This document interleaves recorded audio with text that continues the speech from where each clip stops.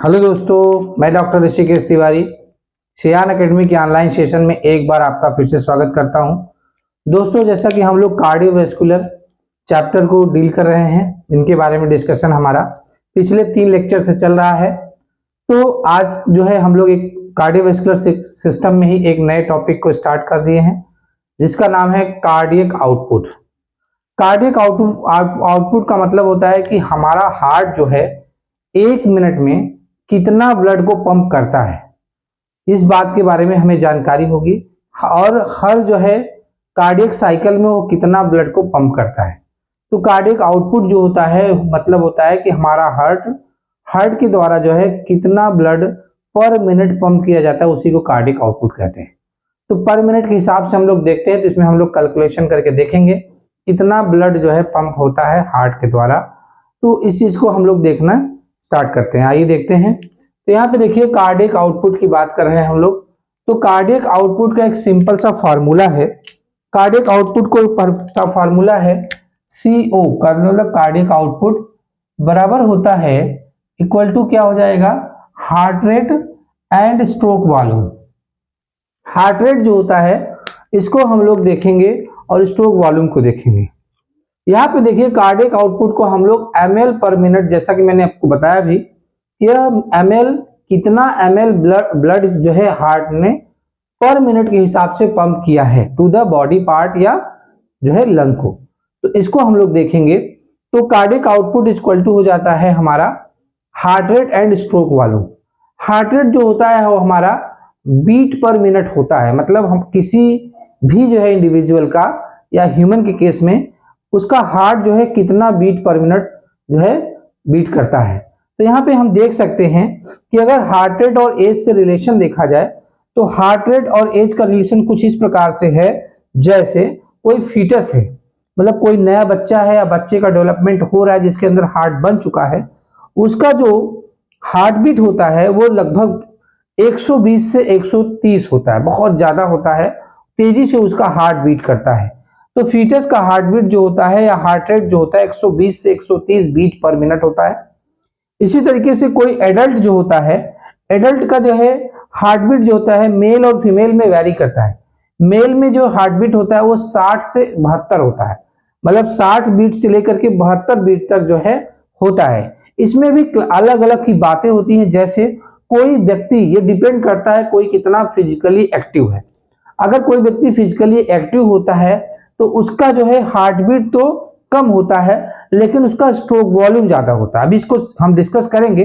तो heart beat जो है कम रहे तो कोई प्रॉब्लम नहीं, अगर आपका स्ट्रोक वॉल्यूम अच्छा है तो हार्ट बीट कम भी रहेगा कोई प्रॉब्लम नहीं। तो जितने भी जिम्नास्ट होते हैं, जितने भी एक्सरसाइज करने वाले होते हैं, जितने भी एथलीट्स होते हैं, स्पोर्ट पर्सन होते हैं, या नॉर्मली जो अपने लाइफ में जो है इंड्योरेंस एक्टिविटी कर रहा है, एक्सरसाइज कर रहा है, उनका हार्ट बीट तो कम रहेगा लेकिन उनके बॉडी के अंदर ब्लड का फ्लो जो होता है, जिसको स्ट्रोक वॉल्यूम या कार्डियक आउटपुट, बहुत ही गुड कंडीशन में माना जाता है। तो ये हार्ट बीट जो है कम होना कोई बड़ी बात नहीं है, कम हो जाए तो चलेगा, 60 भी हो सकता है, 64 भी हो सकता है, या 72 मैक्सिमम हो सकता है। तो मेल के केस में अगर ये 60 टू 72 के बीच में है तो ये नॉर्मल हार्ट बीट माना जाता है, जबकि फीमेल में ये हार्ट बीट थोड़ा स्लाइटली अधिक होता है, इसमें 72 टू 80 होता है। फीमेल में यह जो है हार्ट बीट जो है ज्यादा होता है। और दूसरी बात जो है ओल्डर एज में देखें, मतलब एज जैसे जैसे बढ़ता है वैसे हार्ट बीट ऑटोमेटिकली क्या होता है, जो है क्या होता है, इंक्रीज होती जाती है। ऐसा जो ब्लड वेसल्स हैं उनके नैरो होने के कारण होता है। धीरे धीरे उसके अंदर होता है डिपोजिशन होने लगता है और उसके अंदर ल्यूमेन साइज घटने लगती है, तो हार्ट रेट ऑटोमेटिकली बढ़ने लगता है। तो एज के साथ हार्ट रेट भी बढ़ता है। तो यहाँ पे देखिए हमने कहा कि हार्ट रेट को हमने बीट पर मिनट में जो है एक्सप्रेस किया है और हमने ये भी देख लिया कि किस एज ग्रुप में हार्ट बीट किस तरीके से होता है। तो अगली बात हम ये देखते हैं, एक नॉर्मल हार्ट रेट रहेगा तो कोई प्रॉब्लम नहीं। हाँ, हार्ट क्या करता है, हार्ट का फंक्शन है ब्लड को पंप करना, वो पर साइकिल के हिसाब से ब्लड को पंप करता है। 1 कार्डियक साइकिल, 2 कार्डियक साइकिल, इस तरह से जितना बीट है उतना कार्डियक साइकिल चलती है, उसी के हिसाब से ब्लड को पंप करके टोटल 1 मिनट में ब्लड देखा जाता है। तो 1 मिनट में अगर हम देखें कार्डियक आउटपुट का, अगर हम देखें कि कितनी बार, अगर एक एवरेज मान के चलें कि 70 जो है आपका टाइम हार्ट बीट कर रहा है पर मिनट 70 टाइम्स जो है बीट कर रहा है, और हर जो है बीट पर 70 ml ब्लड को पंप करता है। मतलब ये इसका हो गया स्ट्रोक वॉल्यूम। स्ट्रोक वॉल्यूम कितना होता है 70 ml, मतलब जितनी बार हमारा हार्ट बीट करेगा उतनी बार वो 70 ml ब्लड को पंप कर देगा। तो 70 टाइम बीट कर रहा है और 70 ml पर बीट पर जो है पंप कर रहा है। तो इस तरीके से 70 और 70 को जब मल्टीप्लाई कर दोगे आप, तो यहाँ पे 4900 ml, जो कि अप्रोक्सीमेटली 5 लीटर के बराबर होता है। तो इसका मतलब पर मिनट हमारा हार्ट कितने ब्लड पंप करता है, 5 लीटर ब्लड पंप करता है। जब नॉर्मल और हेल्दी जो है पर्सन है तो उसके अंदर ऐसा देखा जाता है। अब जो आपका हार्ट बीट होता है उसको दो तरीके से, अगर हार्ट बीट नॉर्मल है तो कोई बात नहीं, अगर हार्ट बीट बढ़ गया है तो ऐसे जो है बढ़े हुए हार्ट बीट को हम लोग मेडिकली बोलते हैं क्रोनोट्रॉपिक जो है रिदम कहते हैं। इसको क्रोनोट्रॉपिक रिदम कहते हैं। तो क्रोनोट्रॉपिक जो रिदम होता है इसमें पॉजिटिव क्रोनोट्रॉपिक रिदम होता है। पॉजिटिव क्रोनोट्रॉपिक रिदम का मतलब होता है कि ऐसे में हार्ट रेट जो है वो बढ़ा होता है। हार्ट रेट जब बढ़ जाता है तो इसके लिए क्या बोलते हैं हम लोग, पॉजिटिव क्रोनोट्रॉपिक रिदम कहते हैं। इसके लिए दो कंडीशन हो सकती है। एक कंडीशन ये होती है कि या तो कोई व्यक्ति मतलब कि आपका एक्यूट मतलब तुरंत ही इमरजेंसी को फेस किया हो, जैसे कोई इंटरव्यू देख रहा है, कोई चीज अचानक आप देख लेते हो, या सडनली कोई चीज आपको याद आ जाती है, आप भागते हो, तो इन सारी कंडीशन में भी हार्ट रेट बढ़ जाता है। लेकिन ये हार्ट रेट जो इंक्रीज होता है ये भी पॉजिटिव क्रोनोट्रॉपिक जो है रिदम के अंतर्गत तो आएगा, लेकिन ये टेम्परेरी होता है, ये परमानेंट नहीं होता है। परमानेंटली जो है आपका हार्ट रेट नहीं बढ़ जाएगा। दूसरी बात, दूसरे रेट में दूसरी तरीके से देखें तो यह दूसरी बार कब बढ़ता है, जब इंसान जो है स्ट्रेस लेने लगता है, टेंशन लेने लगता है। तो ऐसे कंडीशन में भी क्या होता है, उस स्ट्रेस या टेंशन से ओवरकम करने के लिए हार्ट ज्यादा से ज्यादा जो है ग्लूकोज, ज्यादा से ज्यादा न्यूट्रिएंट, ज्यादा से ज्यादा ऑक्सीजन को सप्लाई करने की कोशिश करता है, ताकि उस जो है टेंशन से, स्ट्रेस से ओवरकम किया जा सके। तो ऐसी कंडीशन में भी जो है हार्ट रेट बढ़ जाता है। ये बॉडी के लिए अच्छा नहीं होता है। पहला वाला बॉडी के लिए ठीक है, क्योंकि वह इमीडिएटली चीजें उत्पन्न हुई हैं तो उनको जो है कहीं न कहीं से मैनेज करने के लिए किया जाता है। तो that stage of life, that basically जो है stage is good for the body. But जो है सेकेंड वाला अच्छा नहीं होता है। तो जब ऐसी स्थिति आएगी तो कौन हार्ट रेट को बढ़ाता है ये हम देखते हैं। तो हार्ट रेट बढ़ाने में बहुत सारी चीजों का योगदान होता है, पिछले लेक्चर में हमने डिस्कस भी किया था। पहला जो होता है एसएनएस मतलब सिंपैथेटिक नर्वस सिस्टम, मतलब ऑटोनॉमिक नर्वस सिस्टम का जो एक पार्ट है उसको कहते हैं सिंपैथेटिक नर्वस सिस्टम। और यह नर्वस सिस्टम काम करता है एपिनेफ्रिन और नॉर एपिनेफ्रिन, दो न्यूरोट्रांसमीटर्स होते हैं जिनको हार्मोन्स भी कहते हैं। एपिनेफ्रिन, नॉर एपिनेफ्रिन यह जाता है हमारे जो हार्ट के राइट ऑरिकल में, जो हमारा जो है ये आपका ऐसे नोड होता है जिसको हम लोग पेसमेकर भी कहते हैं, उसको ओवर स्टिमुलेट करता है। जब उसको ओवर स्टिमुलेट करेगा तो ज्यादा से ज्यादा इंपल्स जाती है for the pumping the blood to the body, मतलब हार्ट बीट को बढ़ा करके ज्यादा से ज्यादा ब्लड को पंप किया जाता है। इसी तरीके से देखेंगे तो हमारा जो हार्मोन थायरॉक्सिन है T3 और T4 वह भी सिमिलरली जो है स्टिमुलेट करता है ऐसे नोड या पेसमेकर को। और इसी तरीके से ज्यादा टेम्परेचर होगा, हीट, वो भी स्टिमुलेट करता है। हम एक्सरसाइज करते हैं तो ऐसी कंडीशन में भी हार्ट रेट बढ़ जाती है। कैल्शियम आयन की अधिकता हो जाएगी तब भी हार्ट रेट बढ़ जाएगा। तो ऐसी कंडीशन में पॉजिटिव क्रोनोट्रॉपिक रिदम माना जाता है इसको। और इस कंडीशन को जब हार्ट रेट बढ़ जाता है तो उसको ट्रैकीकार्डिया कहते हैं। ऐसे कंडीशन को हम लोग क्या कहते हैं, ट्रैकीकार्डिया कहते हैं। ट्रैकीकार्डिया का मतलब जो होता है, कार्डिया का मतलब इंक्रीज जब हो जाता है हार्ट रेट, उसको ट्रैकीकार्डिया बोला जाता है। जबकि जब हार्ट रेट घट जाता है तो इसको निगेटिव क्रोनोट्रॉपिक जो है रिदम बोला जाता है। निगेटिव क्रोनोट्रॉपिक रिदम जो होता है में हार्ट रेट डिक्रीज कर जाता है। और इसके लिए जो जिम्मेदार है वह है पीएसएनएस मतलब पैरासिम्पैथेटिक नर्वस सिस्टम, जिसमें क्या किसके थ्रू जो काम करता है, एसिटिलकोलिन के थ्रू काम करता है। एसिटिलकोलिन भी एक तरह का न्यूरोट्रांसमीटर है जो स्टिमुलेट करता है और यह भी जाकर ऐसे नोड को इनहिबिट करने का काम करता है। पोटेशियम आयन जो है ये काम करता है, यह भी हार्ट रेट को घटाता है। कम कैल्शियम लेवल होगा तो भी हार्ट रेट को घटा देगा। तो इसको मेडिकली हम लोग कहते हैं ब्रेडिकार्डिया। ब्रेडिकार्डिया में मतलब हार्ट रेट घट जाता है, ट्रैकिकार्डिया में हार्ट रेट बढ़ जाता है। बढ़ने के अलग अलग कारण हमने आपको बता दिया। जो कहां से जो है मतलब कि बढ़ता घटता है, ऐसे नोड, राइट ऑरिकल में प्रेजेंट नोड जो होता है, ऐसे नोड जिसको पेस मेकर भी कहते हैं, उसी को स्टिमुलेट करके ज्यादा से ज्यादा इंपल्स को जनरेट कराया जाता है ताकि ज्यादा से ज्यादा बार हार्ट का कंट्रैक्शन हो, ब्लड को पंप किया जाए।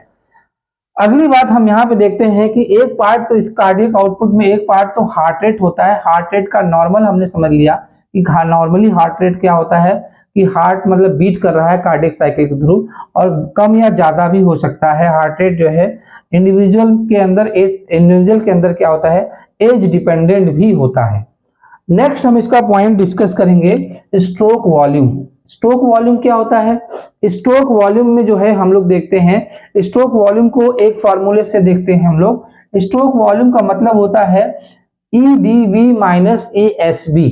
EDB माइनस ESB जिसका फुल फॉर्म हमने यहाँ पे लिख रखा है, इंड डायस्टोलिक वॉल्यूम और इंड सिस्टोलिक वॉल्यूम। मतलब जो हमारा वेंट्रिकल होता है ना, वेंट्रिकल फिल करता है, तो फिल करने वाली कंडीशन जो होती है, मतलब ऑरिकल से जो ब्लड वेंट्रिकल में आता है, दोनों ऑरिकल से ब्लड जब वेंट्रिकल में आता है तो यह कंडीशन EDV कहलाती है। मतलब कितना मैक्सिमम ये फिल कर रहा है वेंट्रिकल, और यह लगभग 120 ml ब्लड को भरता है। यहाँ पे लिखा हुआ है EDV इक्वल टू होता है 120 ml।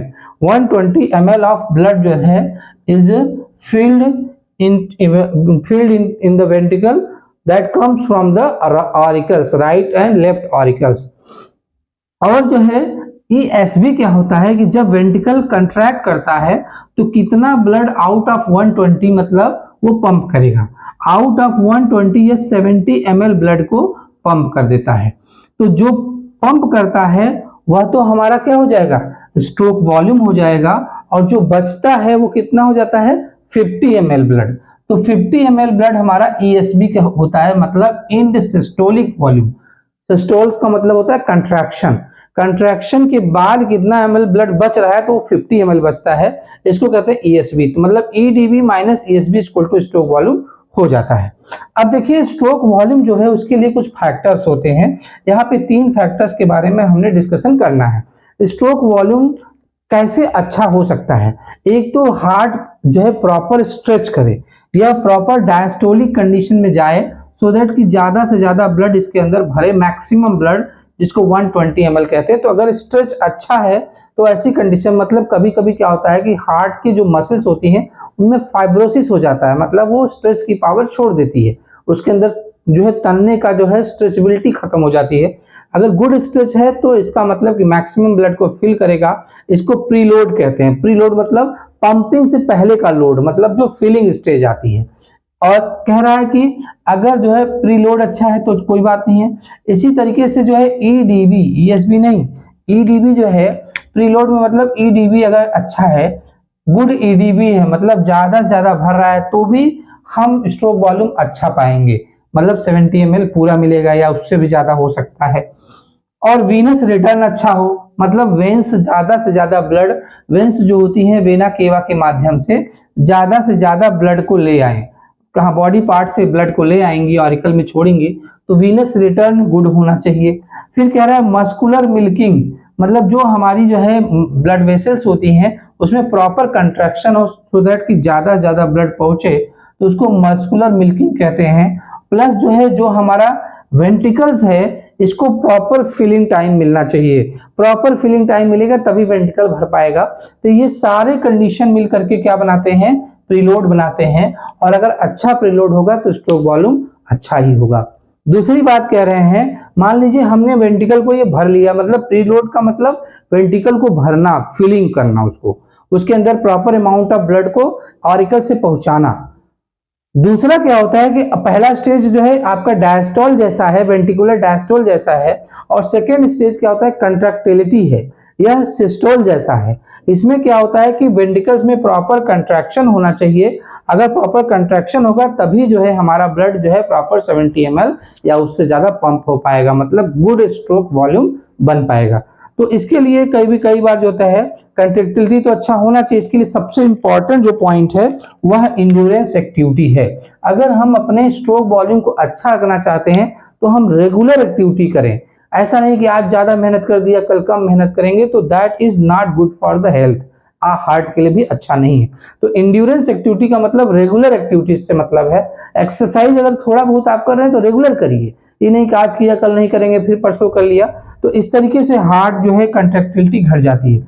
इसी तरीके से एसएनएस सिंपैथेटिक नर्वस सिस्टम ये बढ़ा रहा है, T3 T4 बढ़ा रहा है, ग्लूकागॉन बढ़ा रहा है, डिजिटलिस जो दवा है मेडिसिन है वो बढ़ा रहा है, डोपामिन बढ़ा रहा है, एट्रोपिन बढ़ाता है। तो ये सारे कंट्रैक्टिलिटी को कंट्रीब्यूट करते हैं, मतलब स्ट्रोक वॉल्यूम को कंट्रीब्यूट करते हैं। और कम क्या होना चाहिए? आफ्टर लोड, मतलब जब वेंट्रिकल कंट्रैक्ट कर जाए और हार्ट ब्लड को पंप कर दे तो जो है हार्ट में ब्लड कम रहना चाहिए, 50 ml या जो है 50 या 50 से कम रहे तो उसको माना जाता है कि आफ्टर लोड हमारा कम है, इसका मतलब हार्ट इन गुड कंडीशन है। तो ब्लॉकेज जैसे इसमें उसके लिए आफ्टर लोड ज्यादा होने के पीछे क्या कारण है? कई बार जो हमारी एओर्टा होती है, एओर्टा में मान लो यहाँ पे ब्लॉक बन जाएगा, ब्लॉकेज बन जाता है एओर्टा में, कभी कभी ये ब्लॉकेज बन जाता है। तो जब ब्लड यहाँ से पंप होगा तो ये यहाँ से टकरा करके यहाँ से हीट करके ब्लड फिर रिटर्न आ जाता है, तो ब्लड आगे नहीं जा पाता है। इसी तरीके से अगर कोई ब्लड वेसल्स में ज्यादा मतलब कि कंट्रैक्शन नहीं हो पा रहा है तो मस्कुलर मिल्किंग अगर घट जाए तो भी ब्लड हमें आफ्टर लोड बढ़ जाता है। तो इस तरीके से दोस्तों हम लोगों ने देखा कार्डियक आउटपुट क्या होता है, कार्डियक आउटपुट में क्या क्या आता है, हार्ट रेट, स्ट्रोक वॉल्यूम। तो हार्ट रेट को भी समझा, स्ट्रोक वॉल्यूम को भी समझा। हार्ट रेट को गुड रखने के लिए, स्ट्रोक वॉल्यूम को गुड रखने के लिए हमें एंड्योरेंस एक्टिविटी करना चाहिए, रेगुलर एक्सरसाइज, तमाम चीजें करना चाहिए। और जो है अच्छा जो है हमें फूड मटेरियल्स लेना चाहिए सो दैट कि हार्ट रेट गुड हो। अगर हार्ट रेट कम है इसका मतलब और स्ट्रोक वॉल्यूम जो है अच्छा है तो ऐसे कंडीशन भी गुड मानी जाती है। इसका एक कहीं कतई नहीं है कि हार्ट रेट कम है तो इंसान सही नहीं है। ठीक है, तो thanks for watching the online session organised by the Siyan academy. दोस्तों this is doctor Rishikesh Tiwari. Please जो है subscribe my channel if you are new in my जो है YouTube channel, and share the video to your loved ones, friends, and ask them to subscribe if they are new on my channels. Thanks for watching the online session organized by the Sian Academy. This is Dr. Rishikesh Tiwari.